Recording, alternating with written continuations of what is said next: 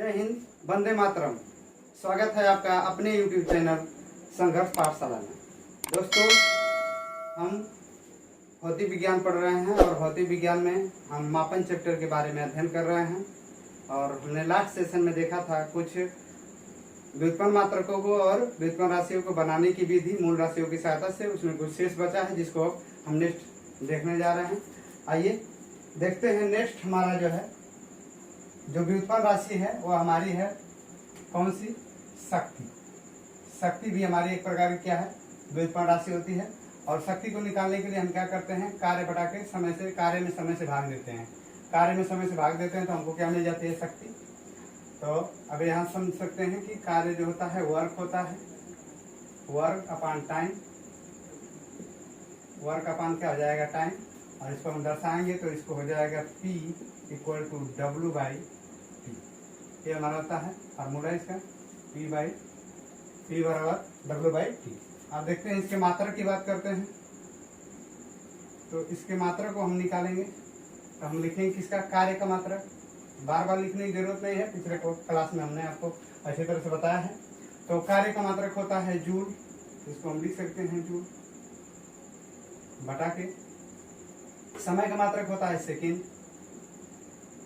समय का मात्रक क्या मिलेगा? सेकेंड मिलेगा। तो शक्ति का मात्रक क्या हो जाएगा? जूल बटा के सेकेंड। आइए, क्योंकि हम इसको क्या लिख सकते हैं? इसको हम लिख सकते हैं कि जूल बटा के सेकेंड बराबर होता है वाट। क्या होता है? वाट होता है। इसलिए शक्ति का मात्रक क्या हो जाएगा? शक्ति का मात्रक वाट भी होगा। और शक्ति का मात्रक क्या होता है? जूल बटा के सेकेंड होता है। शक्ति का मात्रक वाट, शक्ति का मात्रक जूल बटा के सेकेंड होता है। शक्ति का मात्रक। और इसमें देखिए यह हमारी क्या हो जाएगी? यह व्युत्पन्न राशि हो जाएगी। और इसको देख लिया जाए तो शक्ति हमारी कौन सी राशि हो जाएगी? राशियों में कौन सी आ जाएगी? ये हो जाएगी राशियों में कौन सी राशि? तो अदिश राशि हो जाएगी। कौन सी राशि? अदिश राशि हो जाएगी। यह अदिश राशि होती है। अब हम नेक्स्ट की बात करते हैं। नेक्स्ट हमारा क्या है? बल आघूर्ण। बल आघूर्ण को क्या कहते हैं? टॉर्क कहते हैं। और जो टॉर्क होता है, टॉर्क बराबर होता है बल गुणे घूर्णन अक्ष से लंबवत दूरी। बल गुणे घूर्णन अक्ष से क्या हो जाएगा? लंबवत दूरी।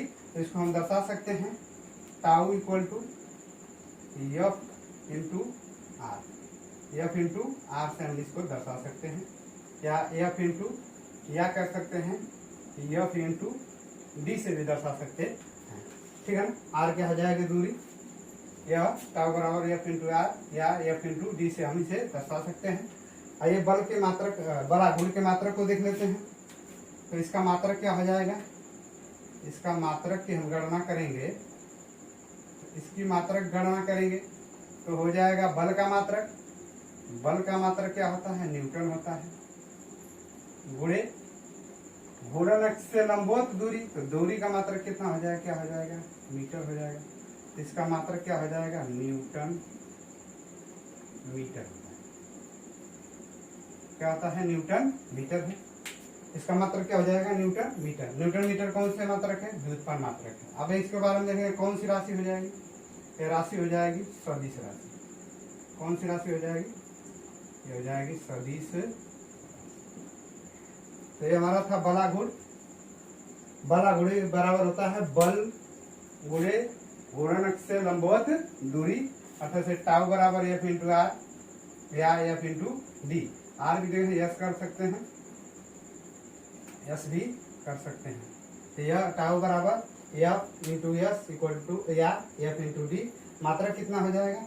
मात्रक इसका हो जाएगा, आपका मात्रक हमारा हो जाएगा न्यूटन मीटर। इसका मात्रक कितना हो जाएगा? Newton metre. बल आघूर्ण का मात्रक हो जाएगा न्यूटन।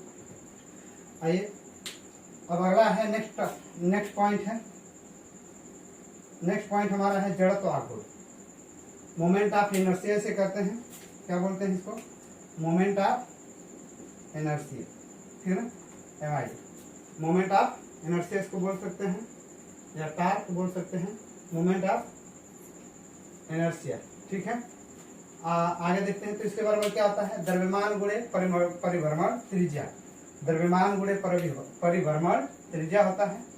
देखिए इसका मात्रक क्या होता है, जड़ता गुण बराबर होता है द्रव्यमान गुणे परिभ्रमण त्रिज्या। अर्थात जब किसी वृत्ताकार पथ का चक्कर लगाया, तो किसी भी वस्तु का चक्कर लगाया तो उसको कहते हैं परिभ्रमण त्रिज्या। अर्थात किस केंद्र से वो किसी वस्तु का क्या कर रहा है, चक्कर लगा, तो उसकी त्रिज्या होती है। आ जाते हैं इसके बाद करते हैं मात्रक की। तो मात्रक क्या हो जाएगा, इसका मात्रक हो जाएगा जड़ता गुण का मात्रक हो जाएगा।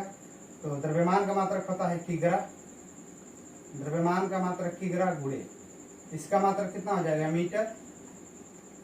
जब दूरी का स्क्वायर है तो हम लिख सकते हैं किग्रा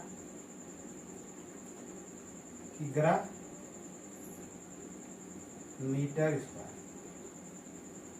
किग्रा मीटर स्क्वायर। अर्थात जड़त्व गुण हमारा क्या है, एक व्युत्पन्न राशि है और उसको निर्देशित करने के लिए कौन सी राशि और कौन सा मात्रक हो जाएगा, किग्रा गुणे मीटर स्क्वायर का मात्रक हो जाएगा। अब हम नेक्स्ट देखते हैं। नेक्स्ट हमारा व्युत्पन्न राशि प्राप्त करना कौन सा है, कोणीय विस्थापन। अब देखिए कोणीय विस्थापन को प्राप्त करने के लिए हम क्या लिखेंगे, चाप बटा के त्रिज्या। कोणीय विस्थापन को हम पता करने के लिए क्या लिखेंगे, चाप बटा के त्रिज्या। इसको हम क्या कह सकते हैं, एंगुलर डिस्प्लेसमेंट। इसको कह सकते हैं एंगुलर डिस्प्लेसमेंट। और एंगुलर डिस्प्लेसमेंट बराबर होता है चाप बटा के त्रिज्या। चाप बटा के हो जाएगी त्रिज्या। तो ये हमारा फार्मूला आता है कोणीय विस्थापन बराबर चाप बटा के त्रिज्या। अब बात कर लेते हैं इसके मात्रक की। तो इसके मात्रक की बात करेंगे हम, इसके मात्रक की बात करेंगे तो मात्रक में हम लिखेंगे चाप का मात्रक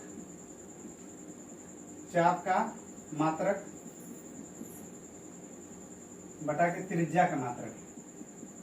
किसकी बात करेंगे, त्रिज्या का मात्रक।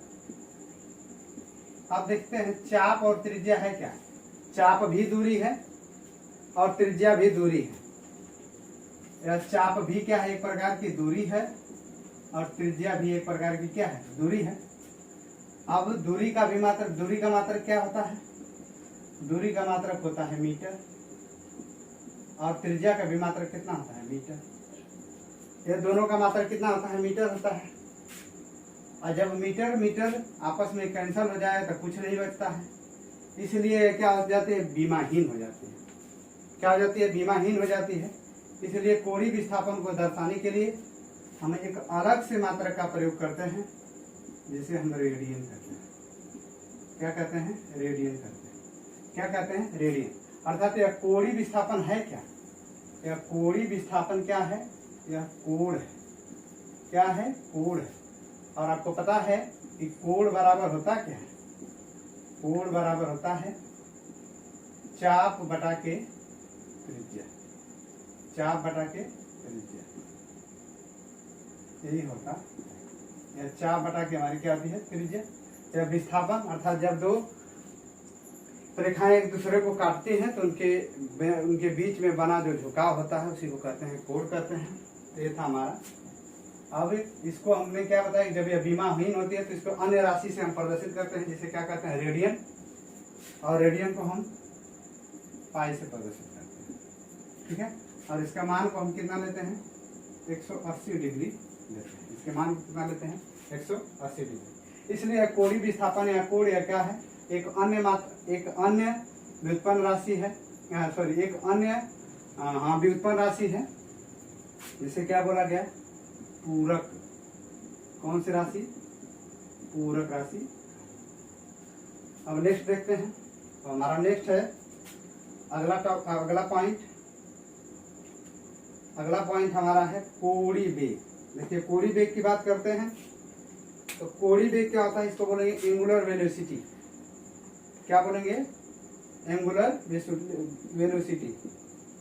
Angular velocity. तो एंगुलर वेलोसिटी बराबर क्या होता है, रेखीय वेग बटा के त्रिज्या। एंगुलर वेलोसिटी बराबर क्या होता है, रेखीय बटा के त्रिज्या। तो इसके मात्रक की बात कर लेते हैं। देखते हैं इसके मात्रक क्या हो जाएगा। तो इसका मात्रक कौन सा निकाल रहे हैं, हम लोग व्युत्पन्न राशि पढ़ रहे हैं और उसके साथ साथ व्युत्पन्न मात्रक पढ़ रहे हैं। तो रेखी वेग का मात्रक क्या होता है? तो वेग का मात्रक क्या होता है? मीटर बटा के सेकेंड। क्या होता है? मीटर बटा के सेकेंड। और त्रिज्या का मात्रक क्या हो जाएगा? मीटर हो जाएगा। त्रिज्या का मात्रक क्या हो जाएगा? मीटर हो जाएगा। इसको लिख सकते हैं मीटर बटा के सेकेंड गुणे 1 बटा के मीटर। मीटर मीटर ही नीचे रह जाएगा, तो मीटर से मीटर क्या हो जाएगा? कैंसल। इसका मात्रक क्या हो जाएगा? इसका मात्रक हो जाएगा 1 बटा के सेकंड। क्या हो जाएगा? 1 बटा के सेकेंड, या इसे हम लिख सकते हैं सेकेंड का इनवर्स। क्या लिख सकते हैं? सेकेंड का इनवर्स। यह कोणीय वेग का मात्रक हो जाएगा क्या? सेकेंड का इनवर्स, अर्थात यम गुणे यस बटा के यम गुणे एम इंटू एस। एम से एम कैंसल हो जाएगा, इसको लिख सकते हैं जब 1 बटा के यस होगा या ऊपर जाएगा तो यस इनवर्स हो जाएगा। चलिए आइए नेक्स्ट देखते हैं हम। नेक्स्ट हमारा क्या है? कोणीय संवेग। और कोणीय संवेग होता क्या है? यह कोणीय संवेग होता है जड़त्वाघूर्ण और कोणीय वेग का गुणनफल होता है। जड़त्वाघूर्ण और कोणीय वेग का क्या होता है? गुणनफल होता है। जड़त्वाघूर्ण और कोणीय वेग का क्या होता है? गुणनफल होता है। ठीक है, कोणीय वेग जो होता है जड़त्वाघूर्ण, और इसको दर्शाते हैं आई से, इसको दर्शाते हैं ओमेगा से। इसको कैसे दर्शाते हैं? ओमेगा से। इसको दर्शाया जाता किससे है? ओमेगा से। और इसको कैसे? जड़त्वाघूर्ण को हमने बताया था, तो इसको कैसे? मोमेंट ऑफ इनर्शिया, अर्थात इसको किससे दर्शाता है? आई से दर्शाया जाता है। चलिए अब हम कोणीय संवेग के मात्रक की बात करते हैं। मात्रक की बात करेंगे तो मात्रक क्या हो जाएगा? तो जड़त्वाघूर्ण का मात्रक। और आपने अभी जड़त्वाघूर्ण का मात्रक देखिए क्या लगाया आपने? अभी आपने जड़त्वाघूर्ण का मात्रक लगाया है कि ग्रा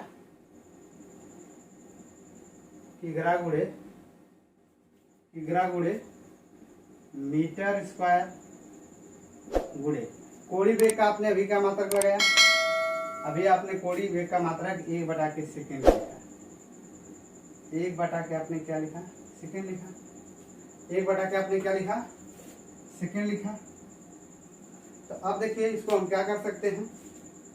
तो इसको हम लिख सकते हैं कि ग्रा मीटर स्क्वायर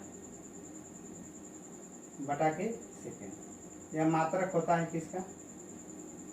यह मात्रक हो जाएगा कोणीय संवेग का। यह मात्रक किसका हो जाएगा? कोणीय संवेग का। आइए अब नेक्स्ट देख लेते हैं। अब अगला टॉपिक, अगला पॉइंट देखते हैं क्या है। आइए अब नेक्स्ट देखते हैं। अगली हमारी व्युत्पन्न राशि है वेग प्रवणता। वेग प्रवणता को ज्ञात करने के लिए हम क्या करते हैं? वेग में दूरी से भाग कर देंगे तो हमको क्या मिल जाता है? वेग प्रवणता। अब देखिए यहाँ पे वेग हमारी क्या है? व्युत्पन्न राशि है। कौन सी राशि है? व्युत्पन्न राशि है। राशियों में कौन सी राशि? मैंने बात कर लिया है, ये सदिश राशि है। कैसी राशि होती है? सदिश राशि। दूरी हमारी क्या है? मूल राशि। दूरी कैसी राशि है? मूल राशि। यह व्युत्पन्न राशि है और एक कैसी राशि है? मूल राशि। तो अर्थात हम कह सकते हैं वेग प्रवणता, अर्थात वेग प्रवणता व्युत्पन्न राशि को प्राप्त करने के लिए हमें वेग और वेग में दूरी से भाग देने पर क्या मिल जाता है? वेग प्रवणता। अब आप करते हैं हम इसके बाद मात्रक, अर्थात वेग प्रवणता के मात्रक के बारे में। तो कौन सा मात्रक? व्युत्पन्न मात्रक। व्युत्पन्न राशि को व्यक्त करने के लिए व्युत्पन्न मात्रक का प्रयोग करता है। तो इसका मात्रक देखिए, वेग का मात्रक पीछे आपने पढ़ा है। वेग का मात्रक होता है मीटर बटा के सेकेंड। मीटर बटा के सेकेंड। दूरी का मात्रक क्या होता है? मीटर। दूरी का मात्रक क्या होता है? मीटर। तो अब देखिए मीटर से मीटर क्या हो जाएगा? कैंसल हो जाएगा। तो इस पे हम लिख सकते हैं 1 बटा के सेकेंड। क्या लिख सकते हैं? 1 बटा के सेकेंड। क्या लिख सकते हैं इसे? 1 बटा के सेकेंड। तो वेग प्रवणता का मात्रक क्या हो जाएगा? 1 बटा के सेकेंड। अब हम नेक्स्ट देखते हैं चालकता की बात, कंडक्टिविटी की बात करते हैं कि चालकता क्या होती है। चालकता के बारे में देखते हैं। तो जो चालकता होता है, यह चालकता हमारा क्या है? यह मूल राशियों में नहीं है, जिसका मतलब व्युत्पन्न राशि है। किससे प्राप्त किया जा रहा है? प्रतिरोध से, अर्थात 1 बटा के प्रतिरोध के बराबर होता है। 1 बटा के प्रतिरोध के बराबर होता है। प्रतिरोध को बताने वाले वैज्ञानिक का नाम ओम है। तो देखिए अब चालकता का मात्रक हम देखेंगे। चालकता का मात्रक हो जाएगा 1 बटा के प्रतिरोध, और प्रतिरोध का मात्रक होता है ओम। प्रतिरोध का मात्रक क्या होता है ओम, इसलिए चालकता का मात्रक क्या हो जाएगा 1/के ओम, या इसे हम लिख सकते हैं ओम इनवर्स। क्या लिख सकते हैं ओम इनवर्स लिख सकते हैं। ठीक है, तो ये हमारे थे चालकता से बात। चालकता कौन सी राशि, यह अदिश राशि है। कौन सी राशि है, यह अदिश राशि है। कौन सी राशि है, अदिश राशि है। अदिश राशि, फिर इसके बाद इसे कौन क्या बना रहे हैं हम, व्युत्पन्न राशि। ये क्या आ जाएगा, व्युत्पन्न राशि। अब बात करते हैं प्रतिरोधकता के बारे में। तो प्रतिरोधकता बराबर क्या होता है, प्रतिरोध गुणे क्षेत्रफल बटा के लंबाई। प्रतिरोधकता जो होती है, प्रतिरोध गुणे क्षेत्रफल होता है। तो प्रतिरोधकता का हम मात्रक के बारे में क्या बात करेंगे, तो इसका मात्रक क्या हो जाएगा, हम लिखेंगे प्रतिरोध का मात्रक। तो प्रतिरोध का मात्रक आपने अभी लिखा है, इसका होता है मात्रक ओम। पूरे क्षेत्रफल का मात्रक आपने लिखा था, तो इसका क्या होता है वर्ग मीटर या मीटर स्क्वायर। और लंबाई का मात्रक क्या होता है मीटर। क्या होता है मीटर। मीटर से 1 मीटर कैंसिल हो जाएगा, तो बचा कितना ओम मीटर। क्या बचा ओम मीटर। तो ये थी हमारी चालकता से संबंधित। तो ओम मीटर क्या है, ओम के मीटर क्या है, या व्युत्पन्न मात्रक है। किस व्युत्पन्न राशि को प्रदर्शित कर रहा है, प्रतिरोधकता की। आइए अब नेक्स्ट देखते हैं। नेक्स्ट हमारा है गुप्त ऊष्मा। यह गुप्त ऊष्मा क्या होती है, यह किसी वस्तु में छुपी हुई ऊष्मा को गुप्त ऊष्मा कहते हैं। और किसी वस्तु में छुपी हुई गुप्त ऊष्मा बराबर क्या होता है, उसमें ऊष्मीय ऊर्जा। यदि हम किसी वस्तु को जलाते हैं तो कुछ ऊर्जा क्या करती है, वस्तु अपने अंदर अवशोषित कर लेती है, तो इस तरह ऊष्मीय ऊर्जा बड़ा कि वह वस्तु का द्रव्यमान कितना है, अर्थात उस वस्तु का जितना द्रव्यमान होगा वो उस ऊर्जा को क्या करेगी, अवशोषित करने लायक है तो कर लेगी, नहीं तो फिर इसके बाद जल जाएगी। तो अब देखिए ऊष्मीय ऊर्जा, तो इसके मात्रक की बात कर लेते हैं। इसकी मात्रक क्या हो जाएगा, इसका मात्रक हो जाएगा ऊष्मीय ऊर्जा। अब देखिए यहाँ बात आ गई ऊर्जा, तो हमने बताया था कि जब किसी भी शब्द के पीछे क्या लिखा ऊर्जा, तो उसका मात्रक होता है जूल। और मैंने कहा था कि कभी न करना है आप भूल, ठीक है ना। तो ऊर्जा का मात्रक क्या होता है, हमेशा जब किसी भी शब्द के पीछे ऊर्जा लगे तो उसका मात्रक क्या हो जाएगा जूल। तो हम इसको लिख लेते हैं जूल। द्रव्यमान का मात्रक क्या होता है किग्रा। क्या हो जाएगा किग्रा। तो जूल बटा के किग्रा किसका मात्रक हो जाएगा, गुप्त ऊष्मा का। जूल बटा के किग्रा किसका मात्रक हो जाएगा, गुप्त ऊष्मा का। ठीक है ना। गुप्त का मतलब होता है छुपी हुई ऊष्मा। जैसे हम कभी पानी को जब गर्म करते हैं तो 100 डिग्री सेंटीग्रेड तक पहले पानी क्या कर देता है, पहले ऊष्मा को अवशोषित कर लेता है। तो उस पानी में क्या आती है, गुप्त ऊष्मा छुपी रहती है। अतः इसलिए पानी के जलने के बजाय उसके भाप से जलने में हमें अत्यधिक कठिनाई महसूस होती है, इसीलिए ये काम करता है। अगला हमारा नेक्स्ट पॉइंट है गुरुत्वीय विभव। गुरुत्वीय विभव की बात करते हैं कि जहाँ पे कोई भी चीज बहुत अधिक मात्रा में, जटिल मात्रा में हो और वहां पे हो तो एक ही वस्तु हो। जैसे विभव का अर्थ यही होता है, ठीक ना। जैसे हम कह सकते हैं धनात्मक चार्ज, अर्थात धनात्मक चार्ज आता है, इसका खूब ढेर लगा हो, इसका कोई चीज कहीं हो, अगर इसका खूब एक ही जगह क्या लगा हो, ढेर लगा हो, और इससे कोई कार्य किया जाता है तो इसे क्या कहते हैं, विभव कहते हैं। इसी को जो हम लाएंगे, ऐसे चार्ज को उठाकर हम कुछ कार्य करेंगे तो इसे क्या कहेंगे, गुरुत्वीय विभव। अब देखिए तो होता क्या है, कार्य बटा के द्रव्यमान। तो गुरुत्वीय विभव बराबर होता है कार्य बटा के द्रव्यमान। तो कार्य का मात्रक क्या था, न्यूटन मीटर। कार्य का मात्रक क्या था, न्यूटन मीटर।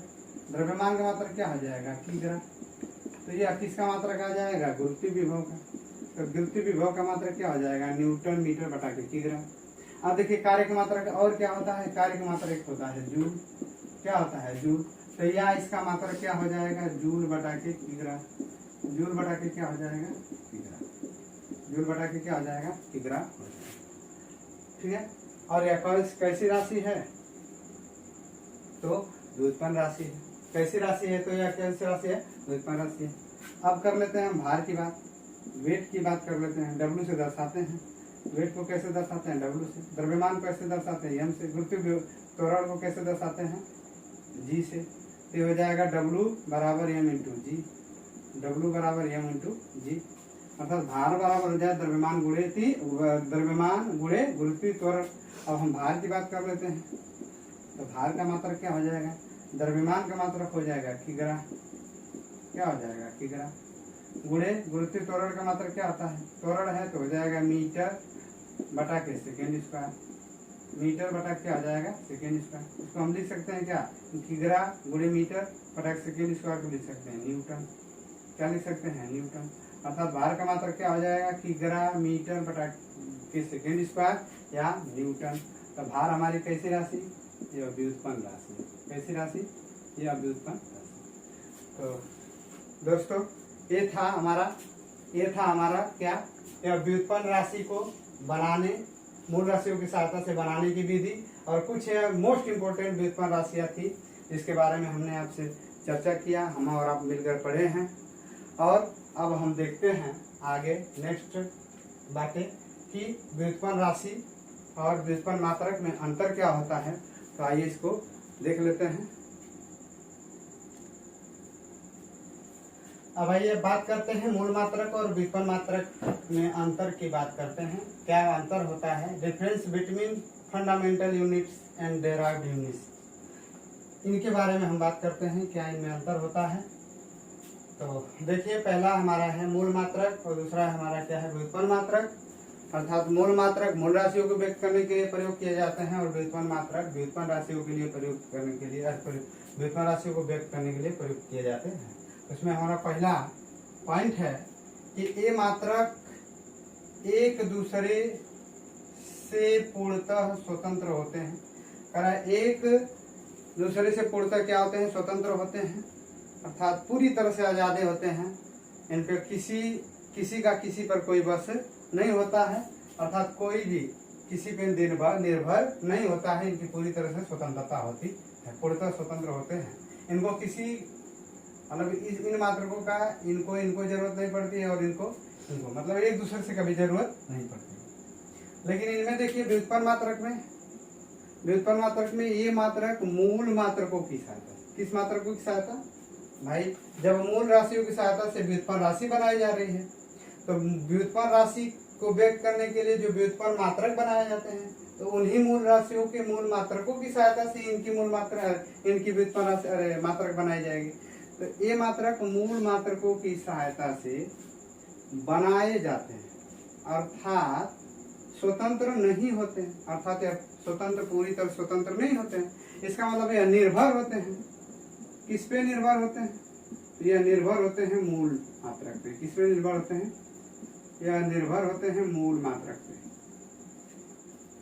अब देखते हैं अगला पॉइंट है मूल मात्रक में इन्हें अन्य मात्रकों में बदला नहीं जा सकता, अर्थात कह सकते हैं इन्हें अन्य मात्रकों में बदला नहीं जा सकता। जैसे मीटर को अब हम सेकेंड में नहीं बदल सकते हैं, कहीं मीटर तो लंबाई का मात्रक है, सेकेंड समय का मात्रक है, इसलिए कह रहा है कि इन्हें अन्य मात्रकों में बदला नहीं जा सकता। लेकिन हाँ, उनके ही राशि में छोटा बड़ा कर सकते हैं। लंबाई का मात्रक मीटर, तो इससे बड़ा मात्रक किलोमीटर, उससे बड़ा मात्रक प्रकाश वर्ष, ऐसे परसेक, ये सभी क्या था, तो उन्हीं राशि में बदला जा सकता है, लेकिन एक दूसरे मात्रकों में बदला नहीं जा सकता। लेकिन यहाँ पे देखिए इन्हें क्या किया जाएगा, इन्हें अन्य मात्रक में भी बदला जा सकता है, इन्हें अन्य मात्रक में भी बदला जा सकता है। तो आप पीछे वाले जो क्लास जितने हमने सेशन लिया उसको अच्छे से पढ़ते रहिएगा, समझ में आएगा। करा इन्हें अन्य मात्रकों में बदला जा सकता है, तो वहां पे हमने किया था संवेग और आवेग की बात, संवेग और आवेग की बात। संवेग आवेग का मात्रक निकला था अलग अलग, लेकिन कुछ समय बाद मैंने इसको क्या निकाल दिया था, सेम, एक बराबर, अर्थात दोनों का मात्रक क्या था, न्यूटन, क्या था, न्यूटन सेकेंड। दोनों का मात्रक क्या था, न्यूटन सेकेंड, अर्थात मैंने बदल करके दोनों को एक समान कर दिया था, तो न्यूटन सेकेंड संवेग और आवेग का मात्रक होता है। तो इसको क्या किया जा सकता है, बदला जा सकता है। अब हमारा है लास्ट है इसके पॉइंट कि इन मात्रक के मानक को परिभाषित किए जा सकते हैं। देखिए भाई, इन मात्रक के मानक को परिभाषित किए जा सकते हैं, किया गया था। 7 मूल राशियों के जितने भी मात्रक थे उनको परिभाषित मैंने किया था, वास्तव में किए जा सकते हैं, लेकिन इन मात्रकों के मानक को परिभाषित नहीं कर सकते हैं। क्या है, नहीं कर सकते हैं, नहीं किए जा सकते हैं। तो यह हमारा राशियों से संबंधित यह चैप्टर था, जो ये आज का मापन में यह लास्ट सेशन था। कुछ इस टॉपिक के, इस मापन अध्ययन के कुछ ऐसे न्यूमेरिकल्स हैं, जो सवाल हैं जो हम कुछ मात्रकों को अन्य मात्रकों में बदलेंगे, कुछ राशियों को अन्य मात्रकों में बदलेंगे, उससे कुछ संबंधित सवाल है। तो हमारा एक नेक्स्ट सेशन आएगा न्यूमेरिकल से संबंधित, जो हम अगले क्लास में आपसे मिलेंगे। और आप हमारे इस चैनल को यदि पहली बार देख रहे हैं तो इस चैनल को लाइक कीजिए, सब्सक्राइब कीजिए और अपने दोस्तों में इसको बहुत ज़्यादा शेयर करिए और उन्हें सब्सक्राइब करने के लिए कहिए। अब हम मिलते हैं आपसे नेक्स्ट क्लास में। धन्यवाद।